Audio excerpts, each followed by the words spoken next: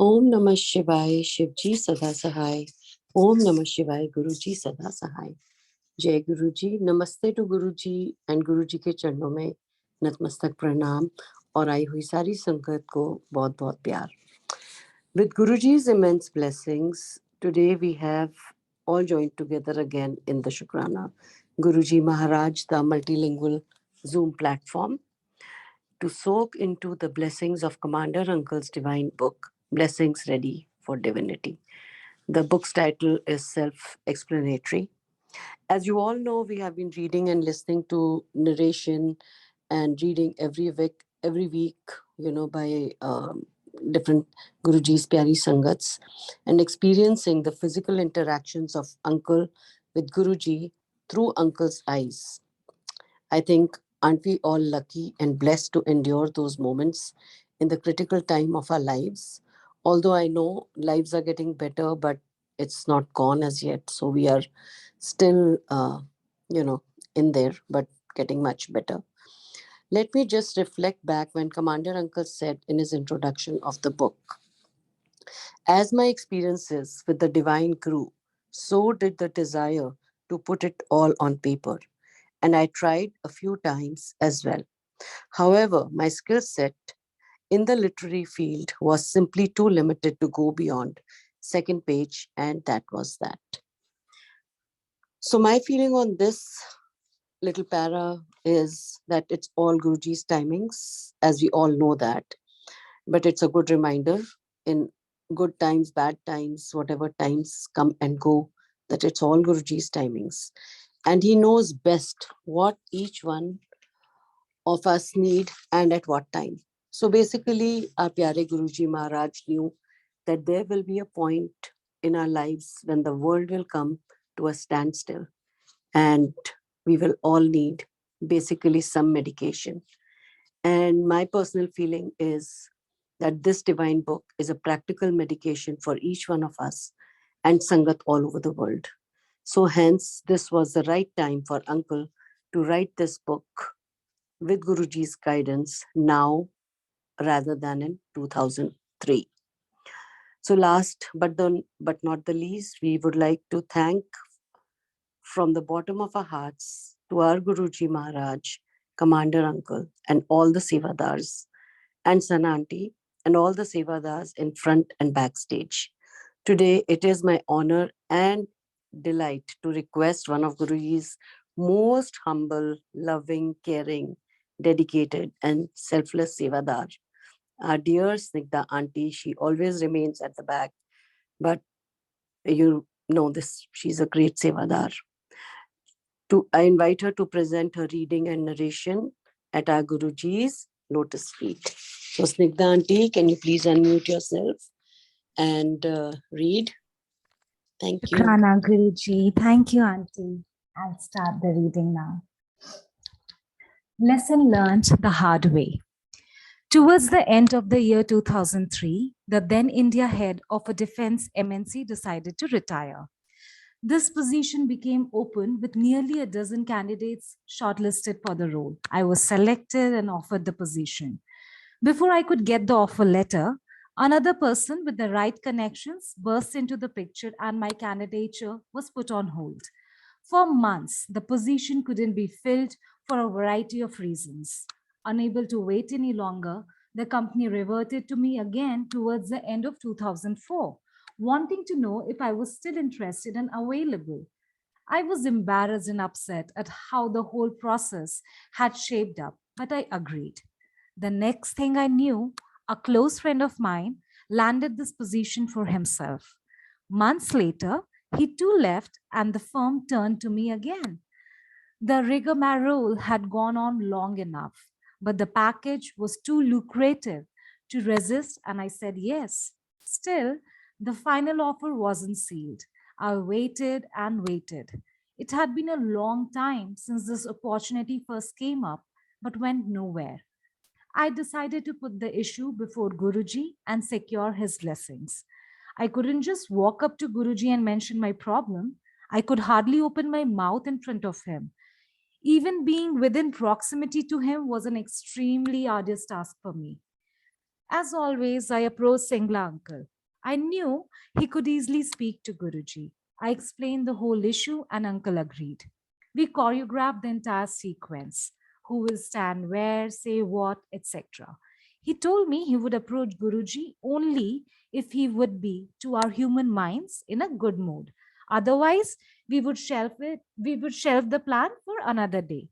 We decided that I come early so that we could find Guruji sitting on the cabinet next to the kitchen. When evening came, we both approached Maharaj. I stood there with folded hands while Singla uncle spoke to Maharaj.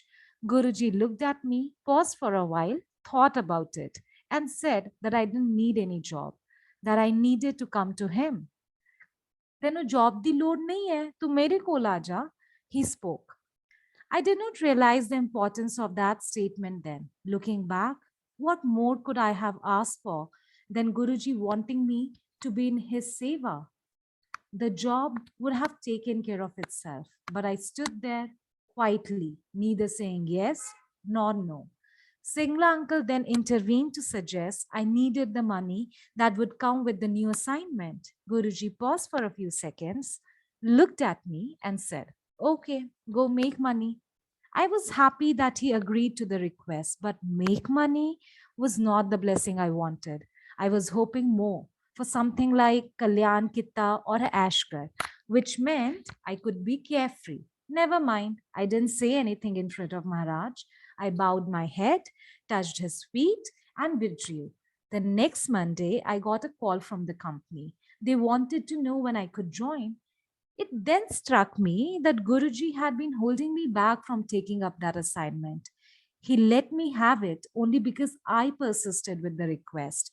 A few days later, Guruji mentioned to a devotee that he had given this job to me. He mentioned the amount of money I was to receive and everything else related to the job. He also pronounced that he had given Commander Uncle 4 years. My wife and I were not sure if it meant he had given me 4 years of life or given the assignment for 4 years. Maybe that was why he wanted me to be in his seva.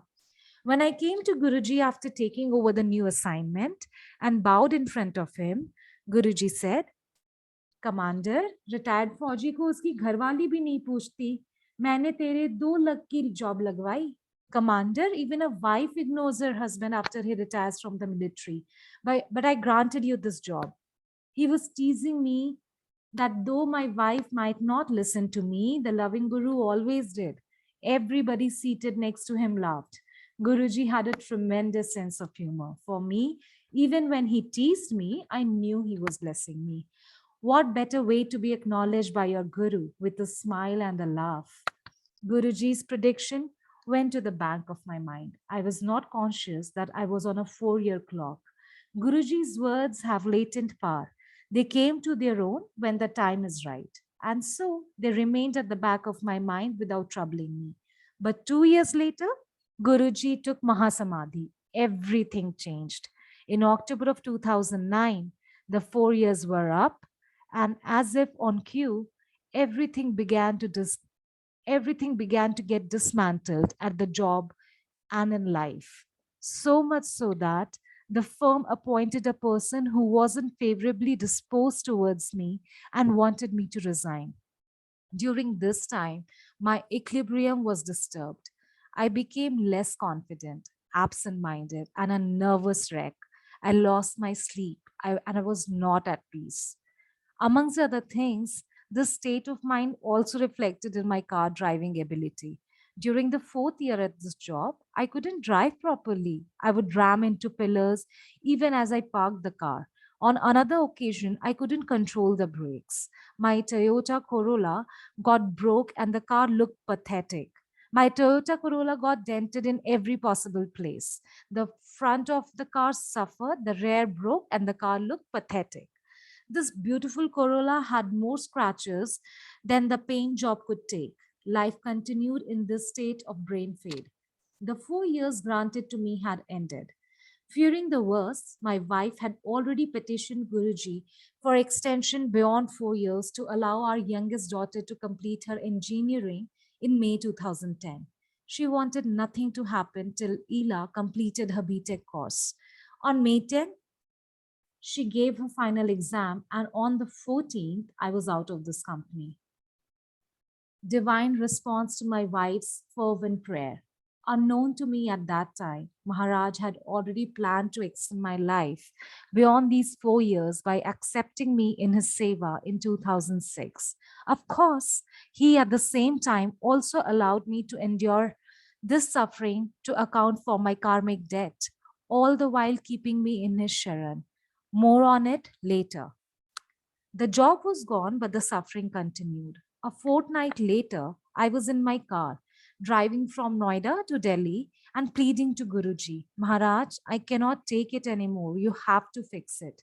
I don't know how you do it, but please do it. Please let me know that you are really listening to my prayers by showing me a car with a Guruji sticker. I need to see that car. I need to know you listen to me and you care because my world is falling apart. I dearly wanted Guruji to respond and signal it in a specific happenstance. I was taking a turn under a bridge as I was praying with tears rolling down. As soon as my car took the turn, I saw a car with Guruji sticker on the rear. I was I looked at it, and to say I was in tears would be an understatement. I was howling like a baby because he had listened to me when I was giving up on life. Thereafter, a sense of relief and happiness came over me. Let whatever has to happen happen. I don't care now. My life was in Guruji's hands. I was rid of these 4 years that I had insisted on. They were behind me. That very day, I got a brilliant offer from another American company. I was to be its India head. It was a phenomenal job with great compensation. Looking back, I regret approaching Maharaj for this job. I now know better.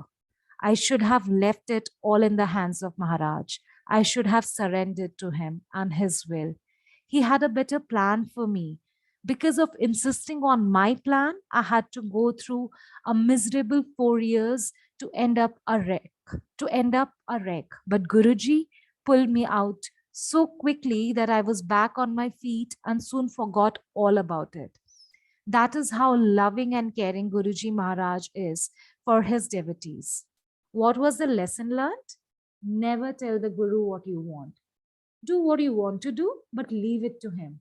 Deny yourself the liberty to ask him for anything. Resist the impulse. I still pray and seek resolution of a difficult situation, but there has never been any need to mention a specific solution because I now know that Guruji knows about my needs and desires. And how he fulfills them is his problem. I don't even want to know, and I don't need to know. Such fulfillment happens under one condition, that we leave everything to him. How we live, it is our problem. We may not know how to surrender to Guruji, but at least we can take the first step in that direction by not asking. As the Shabad sums it, एक तकिया भरोसा तेरे चरना दा, और सब पे ढाइयां ढेरियां. Roughly translated, all I have is you, my only support, because all my links with the others have been demolished. It's akin to a newly married girl who moves to her in law's place in India. She, out of necessity, breaks all her previous relationships to step into the new ones. This is what we do when we truly value a relationship. We let it be the only one. Till such time this feeling arises in us, we are only paying lip service to Guruji. Heart of hearts, we have many plans, just in case it doesn't work out through Guruji. Always remember, Guruji not only knows what we are saying, but he knows what is going on in our minds. Therefore, such a half-baked effort will be futile. It is either him or nothing. Bhulchuk Maaf Maharaj, it is either him or nothing. If we want to collect clean water in a vessel, we have to ensure that the vessel is clean to start with. The problem is most of us cannot clean our bodies and mental vessels because we barely realize that we are in a sense dirty. We have dirtied ourselves with asking, denying, competing, fighting, arguing, waging small wars, and losing out on love. The Guru has to cleanse us, and that is why submission and obedience to him are so important. If devotees don't obey, they can never be ready for his blessings. The result of making myself pure is that no matter what I do, good, bad, ugly, I do it with an awareness that Guruji is watching over me. If devotees have that sense of his presence, they can always draw a line between what they should and shouldn't do. It is a reality check that one goes through. Only Guruji knows the level of devotion his Sangat is immersed in.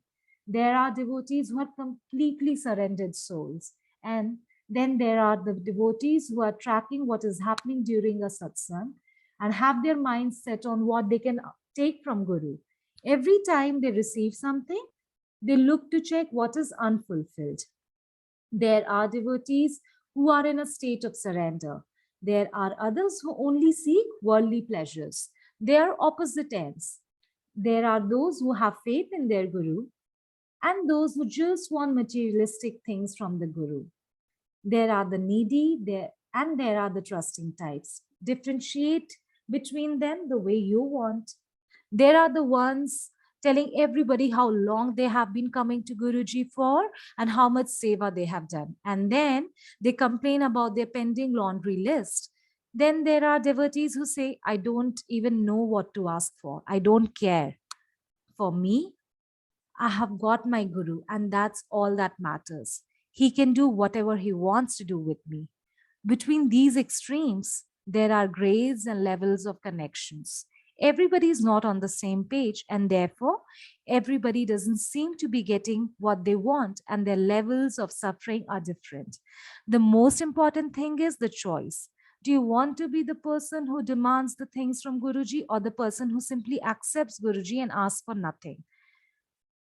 जो संपत्ति शिव रावण ही दीन्ही दिए 10 मात, सोई संपदा विभीषणी ही सकुची दिए Raghunath. Translation: whatever Ravan decides from Lord Shiva in exchange for his 10 heads, whatever Ravan received from Lord Shiva in exchange for his 10 heads, same was bestowed by Lord Ram to Vibhishan hesitatingly.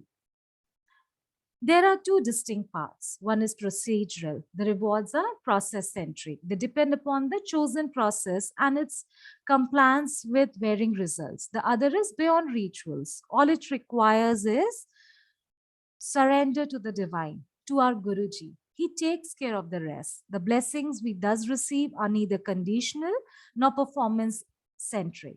We all should somehow find a way to get blessings ready, like Vibhishan. It is not something which one can easily maneuver into. We do not become blessings ready through a process because there is no process for surrender to Guruji. It happens. It happens because Guruji wants it to happen. Without his approval, we can't even be in his presence, let alone be blessings ready.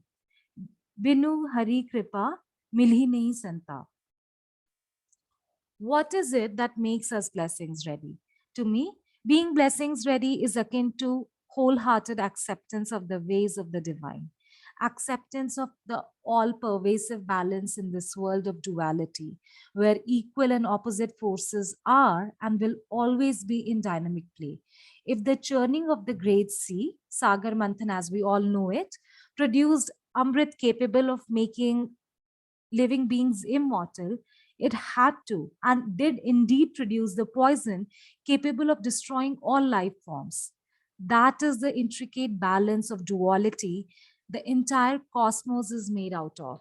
We need positive and negative charges for electricity to flow. However, much you may dislike the negative charge, electricity will not flow till both terminals are connected to a load. The positive terminal's voltage is also equal and opposite to the negative terminal's voltage. If you increase the positive charge, the negative charge will also proportionally increase. Similarly, love and hate are bound in balance, as are good and bad, or deities and demons, if you want to personalize this. If the scale tips too much towards one side, the universal law of balance equalizes it. Be rest assured that somewhere unknown to us, positivity is being built to counter any evolving negativity, because both forces have to be equal and opposite. If the balance gets disturbed, Guruji intervenes to restore it. That's how the law of universe works. Our happiness and sufferings will also follow the strict law of the spiritual world. The realization and acceptance that one cannot be cast away in favor of the other will make us blessings ready. To my understanding, this is how Lord Shiva, Guruji, conducts the affairs of the universe. If you ask for happiness, sorrow will also show up at your doorstep, as per the divine law of balance. If you do not want to be unhappy, then you must stop seeking happiness. If you do not wish to lose anything, simply decide to own nothing. All those who had the pleasure of Maharaja's darshan in physical form also had to endure the pain and suffering of Guruji quitting his physical form. It is as simple as that. Herein lies the difference between mangne wala, one who desires, and manne wala, one who simply accepts or believes. Those who desire must shuttle between the duality of happiness and sorrow, while those who believe in him are simply happy with the singularity of being one with Guruji. Whatever Guruji decides to bestow upon the believer as blessings is always enough. There is no flip side to simply being one with Guruji. How does one transform from Mangne Wala to Manne Wala? Here is an analogy. Imagine yourself wanting to travel from Mumbai to Chennai. To arrive at Chennai, we must move away from Mumbai. Likewise, we have to move away from being a Mangne Wala, which is the start point, before we become a Manne Wala, the destination. So, as soon as we stop asking, we start moving gradually towards believing. And this travel is best done with Maharaj. As one bhajan puts it, Guruji has made a ship for us to cross the worldly ocean of suffering. Sade Guru ne jahaj banaya, aao jinhe paar langna. Get on board, sit back and enjoy the ride with Maharaj on his ship. Make no effort, ask for nothing, and expect nothing. Travel with the faith that you're on the right ship and moving towards the right destination. As you travel along, Guruji will turn you into not just a believer, but an extension of himself. It is easier said than done, though. But no one said that this journey with the divine is easy. Indeed, the Shabads say that doing the seva as directed by the Guru is a bitter pill to swallow, yet it confers true happiness. Gurpiradi chakri mahakarari suksar. We may be running out of patience and time. We may even feel justified about our needs. We must try not to give in to the temptation to demand solutions from Maharaj. If we persist with our demands in front of Maharaj, chances are Guruji would give us whatever we want and let us move on with our lives. We may miss the chance of boarding his divine ship. He may not even admit us to his Sangat. Those who love him regardless of what they get or don't get. This is called unconditional love. The true devotee doesn't love Guruji because he can do things for the devotee. A true devotee just loves him. This is the essential difference. Believers may suffer, yet get on board to travel with Guruji. Those who pursue their desires with Guruji may get what they ask for, but miss the chance to be one with Guruji. I once took a very close friend of mine to Guruji. He worked for the government and was overdue for his promotion. It was stuck because someone higher up in the hierarchy was not clearing his file. He wondered if I knew someone who could wield some influence. I offered to take him to Guruji. I promised him that with Guruji's blessings, the promotion would just happen. My friend looked at me with disbelief but agreed to come. It was early December 2006. I introduced him to Guruji and began to explain his situation. Guruji looked at me and said, "Are you his lawyer?" I replied in the negative and stepped back. I should have known better. Guruji never liked middlemen. He doesn't like anybody coming between him and his devotee, no matter who and no matter what. Guruji blessed my friend and asked him to come to Bade Mandir on December 31st, 2006 for the New Year's Eve celebration. Within the next 15 days, the file was cleared and my friend was promoted. After having been truly blessed, he found multiple reasons to not come to Guruji. I let it be because I was sure that Guruji didn't want my friend to connect to him. Guruji holds the key to the mind. Without his will, no devotee can reach his mandir or develop the desire to be with him. They may get their job done, but that could also be the end of their relationship with Guruji Maharaj. My take is this: those who get their job done quickly and then do not show up again, and I know many of them, they are the ones Guruji doesn't want around him. Their requirements are met and their file is closed. Devotees who happily let Guruji decide on their needs and the timing of their fulfillment are the ones he wants to be with. Guruji may simply like you regardless and want you to come to him. What will Maharaj do? He may keep your request pending till you develop love for him. Let us answer this question again. Imagine we have a choice between having Guruji in our lives along with all the problems versus leading a life without problems and without Guruji. Which one which one will we choose? Our choice obviously will determine the extent and depth of our relationship. If we want to be with Guruji without seeking anything, if we are ready to put up with every suffering, every pain as long as we have Guruji in our lives, then we have surrendered. We are in singularity with Maharaj. We are his and he's ours. There's nothing that can come between us and Guruji. He'll take care and bless us in a way beyond our imagination. In this external world, where we have a physical presence, we cannot control who comes into our lives and who exits. We have no say in how they treat us and how we respond to them. But our internal space is entirely ours. No one can enter it unless we want them to. This is where we allow people who we love and grant them access to our hearts and souls. Sometimes, out of ignorance or greed, we allow wrong people to step in, wreak havoc, and walk away, leaving us shattered. If we leave this internal space exclusively for Guruji, no one else can enter here. There will be just the two of us. There will be a complete lack of chatter, no questions, no answers, pure happiness that can come only with Guruji in our hearts and souls. By keeping it that way, we won't need anyone else. He'll take care of us and ours without us even asking for it. A beautiful song from a Bollywood movie precisely expresses the way I feel about this cosmic embrace between Guruji Maharaj and me. It goes like this: कुछ ना कहो कुछ भी ना कहो, क्या कहना है क्या सुनना है, मुझको पता है तुमको पता है, समय का ये पल थम सा गया है और इस पल में कोई नहीं है, बस एक मैं हूं बस एक तुम हो. Translation: don't speak anything, don't say a word. What is there to say? What is there to listen to? The moment is frozen in time and there is no one else in it. It's just me and you. That's exactly how it should be between Guruji and his devotee.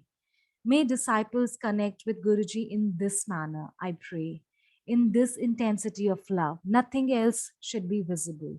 There is no scope for anyone else to be present between Guruji and his devotee when devotional ardor reaches its highest point. To conclude, let me just say that being blessing ready is in itself a journey.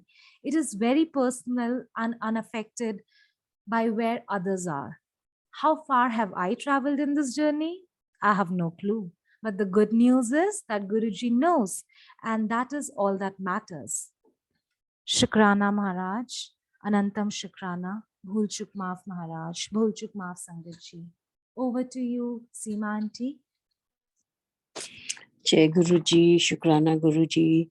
बहुत ही beautiful reading थी Snigdha aunty.